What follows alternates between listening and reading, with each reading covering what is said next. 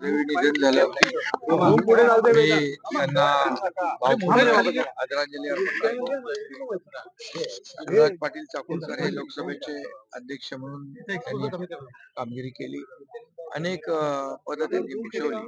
काँग्रेसचे ज्येष्ठ पदाधिकारी म्हणून त्यांनी काम केलं. राजकारणामध्ये त्यांच्या जाण्याने एक राजकीय पोकळी न भरून येणार निर्माण झाली. मी त्यांना पुन्हा एकदा आदरांजली अर्पण करतो. हे दुःख पचवण्याची ताकद त्यांच्या कुटुंबियांना ईश्वराने द्यावी अशी प्रार्थना करतो. आज रवींद्र चव्हाणांची प्रेस झाली होती, काल रात्री बैठक झाली होती. महायुती सगळीकडे करायचं असं स्वरूपाचे सूचना केले आणि काही ठिकाणी कमिटी देखील केली जाणार आहे. कशा पद्धतीची ही कमिटी कार्यान्वित असेल?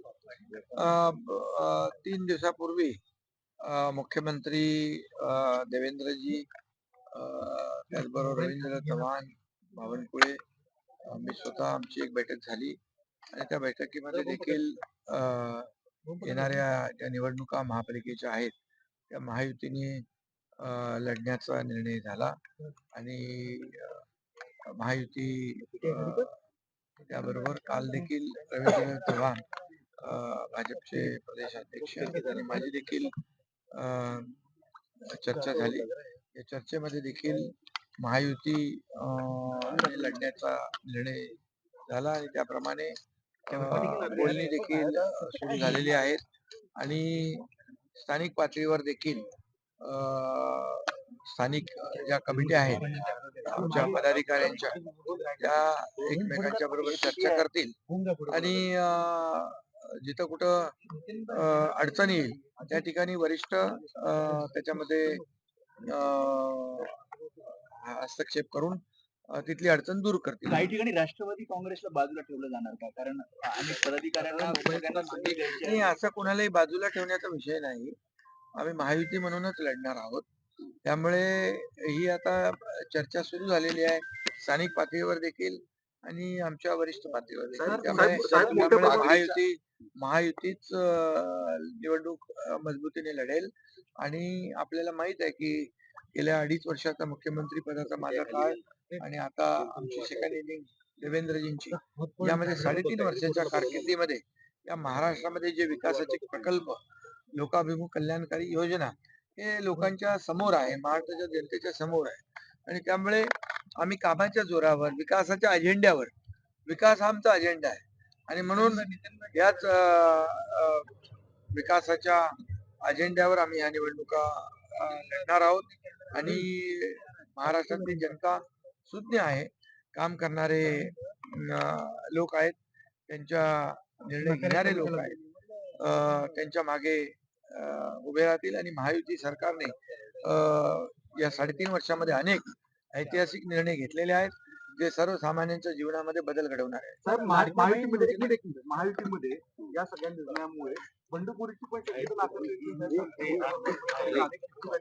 जेव्हा महायुती असते त्यावेळेस साहजिक आहे इच्छुक अनेक असतात, परंतु ज्याला तिकीट मिळालं नाही त्याला जे काही इतर व्यवस्था जी आहे, कमिटी आहे, जिल्हा कमिट्या, तालुका कमिट्या, राज्यस्तरीय कमिट्या, या सगळ्या ज्या कमिटी आहेत महापालिकाच्या स्थानिक पातळीवरच्या कमिट्या, त्यामुळे ज्याला तिकीट मिळणार नाही त्याला तिथं सामावून घेतलं जातं. ही पद्धतच आहे, प्रक्रिया. त्यामुळे महायुती जिंकेल. काल उद्धव ठाकरे आले होते, यानंतर तुम्ही देखील त्यांना उत्तर दिलं. आदित्य ठाकरे आता म्हणतात की एकनाथ शिंदे यांनी आरशात पाहायला योजनेचा प्रभाव हा मुस्लिम मतदारसंघांमध्ये हा कोणाचा आहे? कारण खाली मुस्लिम महिलांची पसंती ही शिवसेना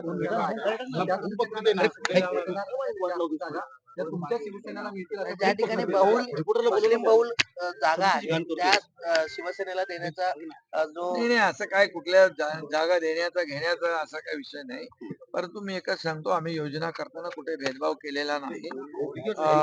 सर्व समावेशक अशा योजना आम्ही केलेल्या आहेत आणि विकास करतानाही काही फरक केला नाही आणि लोकाभिमुख कल्याणकारी योजना लाडकी बहीण योजना करताना देखील आम्ही कुठलाही भेदभाव केलेला नाही. त्यामुळे तुम्ही पाघडीचा जो निर्णय घेतलाय त्यांनी कुठेतरी विरोधकांच्या जिवारी लागला हा निर्णय असं वाटतं. जिवारी लागण्याचं कारण नाही. त्यांनी खरं म्हणजे सरकारला धन्यवाद दिला पाहिजे, कारण गेल्या अनेक वर्षापासून हे प्रश्न प्रलंबित होते. पागडी आणि मालक यामुळे जे काही रिडेव्हलपमेंटचे प्रकल्प रखडले होते, धोकादायक इमारती झाल्या, त्या पडत होत्या, लोकांची जीवितहानी होत होती. त्याला कुठंतरी न्याय देण्याचं काम आणि या सर्व पागडी आणि मालक यांचा पुनर्विकासाचा मार्ग मोकळा करण्यासाठी आम्ही काल निर्णय घेतला. यामध्ये मालक जे आहेत आणि जे पागडी धारक आहे त्यांना दोघांनाही आम्ही त्यामध्ये न्याय देण्याचा ठरवलेला आहे आणि म्हणून पागडी मुक्त मुंबई अशा प्रकारचं जे लोकांची अपेक्षा होती ती देखील या ठिकाणी दूर होईल. पागडीमुक्त मुंबईच्या बाबतीत आदित्य ठाकरेंनी असं म्हटलंय की हे बिल्डर धारकीनं सगळं निर्णय हा घेण्यात आलेला आहे. बिल्डरांना या सगळ्या जागा द्यायच्या. पागडीमध्ये राहणारे लोक सर्वसामान्य आहेत, बिल्डर नाही आहेत, विकासक नाही आहेत, हे समजून आधी घेतलं पाहिजे. आणि ज्यांना कायम बिल्डरांचीच भाषा समजते त्यांच्याबद्दल काय बोलणार. मी एवढंच सांगतो की हा निर्णय ऐतिहासिक आहे, क्रांतिकारी आहे, मुंबईतल्या लाखो लोकांना तो दिलासा देणारा आहे आणि म्हणून तो निर्णय आम्ही घेतलेला आहे. त्याचबरोबर ओसीचा देखील निर्णय आम्ही घेतलेला आहे. ओसीमुळे पुनर्विकास थांबलेला आहे. त्यामध्ये विजेचं पाण्याचं बिल निवासीला दुप्पट असतं, व्यवसाय कमर्शियलला चौपट असतं. त्याचबरोबर ट्रान्झॅक्शन होत नाहीत, खरेदी विक्री होत नाही, बँकांची लोन मिळत नाहीत, पुनर्विकासामध्ये अडथळे येतात. त्यामुळे ओसीचा जो गेल्या अनेक वर्षापासूनचा प्रश्न आहे, 28,000 केसेस प्रलंबित आहेत आणि म्हणून 28,000 इमारती आणि ह्या जवळपास 13,000 14,000 इमारती ज्या आहेत पागडीच्या, या लाखो लोकांना हा दिलासा आहे. त्यामुळे विरोधकांच्या पायाखालची वाळू सरकली आहे. आता काय होणार? आता मुंबईकरांचे जे गेले अनेक वर्षापासूनचे प्रश्न त्यालाच आम्ही डायरेक्ट थेट हात घातल्यामुळे त्यांना न्याय देत असल्यामुळे विरोधकांची पंचायत नक्की झाली. भाई काल एक सर्वे आला ज्यामध्ये 150 जागा जवळपास तुम्ही जिंकताय असा एक सर्वे मुंबई महानगरपालिकेचा. ते आता ठीक आहे ना, जे आता आम्ही काम करतोय महायुती म्हणून ते त्याचा परिणाम निवडणुकीमध्ये तर दिसेलच. शेवटी मुंबईकर हा शून्य आहे. आम्ही मुंबईसाठी केलेली कामं जी आहेत ती आपण पाहतोय. मुंबई मधले कॉन्क्रीटचे रस्ते, सिवेज ट्रीटमेंट प्लॅन्ट, थांबवलेले मेट्रो प्रकल्प, कारशेड प्रकल्प आणि जे विरोधक आज बोलतायत त्यांनी मुंबई जी काही अवस्था मुंबईची करून ठेवलेली आहे ती आपण जनता पाहते. त्यामुळे मोठ्या प्रमाणावर SRA प्रकल्प क्लस्टरच्या माध्यमातून, धोकादायक इमारती क्लस्टरच्या माध्यमातून मुंबई बाहेर फेकला गेलेला मुंबईकर पुन्हा मुंबईमध्ये आणण्याचं काम जे आम्ही म्हणतोय ते आम्ही करून दाखवतोय. त्यामुळे हे विरोधक आता त्यांना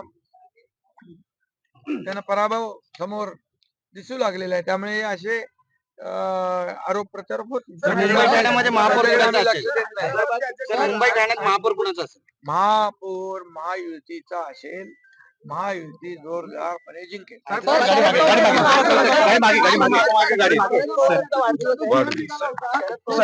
त्यांना वाढदिवसाच्या खूप खूप शुभेच्छा देतो आणि त्यांचं आरोग्य उत्तम राहो अशा मनापासून शुभेच्छा.